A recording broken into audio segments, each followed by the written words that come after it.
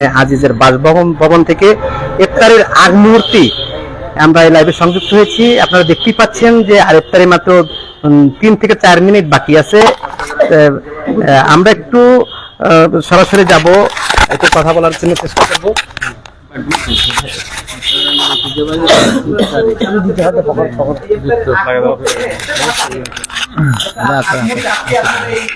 সপ্তম রমজানে দিনটি কেমন কাটলো এবং আগামী দিনগুলো কেমন কাটবে রমজান মাসে? আসসালামু আলাইকুম প্রিয় দর্শক, আসলে আজকে সপ্তম রমজান। আমরা চট্টগ্রাম 11 আসনের উদ্যোগে আমির খসরু মোহাম্মদ চৌধুরী আগামী শুক্রবার ইফতার মাহফিলের আয়োজন করেছেন প্রায় 6-7 হাজার মানুষের বন্দর স্টেডিয়ামে। আমরা সেটার আয়োজন শেষ করে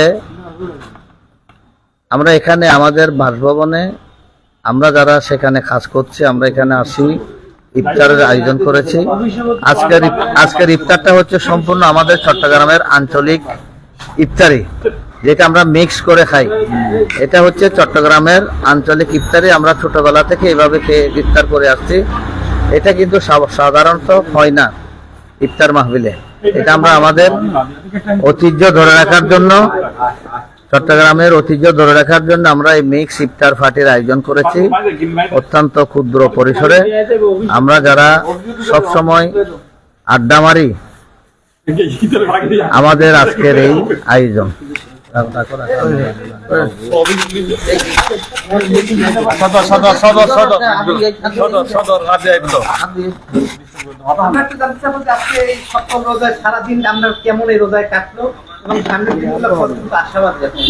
আসসালামু আলাইকুম প্রিয় এলাকাবাসী।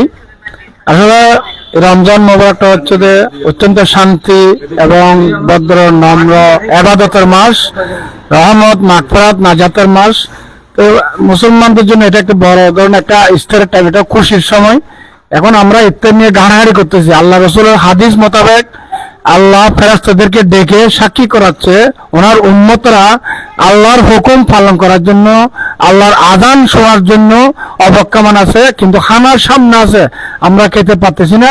আল্লাহকে ভয় করে আল্লাহ রাসূলের সুন্নত প্রতিষ্ঠিত করার জন্য আমরা সবাই মিলে আজকে আমরা আজিজ ভাইয়ের বাসায় হঠাৎ করে আধা ঘন্টার ভিতরে আমরা আসছি। এখানে তাৎক্ষণিকভাবে ইফতারের সামগ্রী প্রস্তুতি নেওয়া হয়েছে।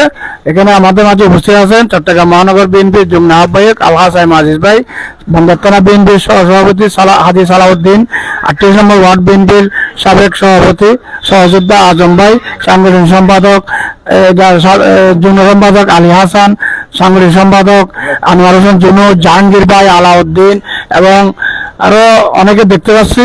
আসলে সবার জন্য শুভ কামনা রইল, দোয়া রইল। এই রহমত মাগফিরাত নাজাতের মাঝে আল্লাহ সবাইকে হেফাজত করে, সবাইকে রমজান মুবারকের পবিত্রতা রক্ষা করে মেনে চলার জন্য উদাত্ত আহ্বান জানাচ্ছি। সালাম আলাইকুম।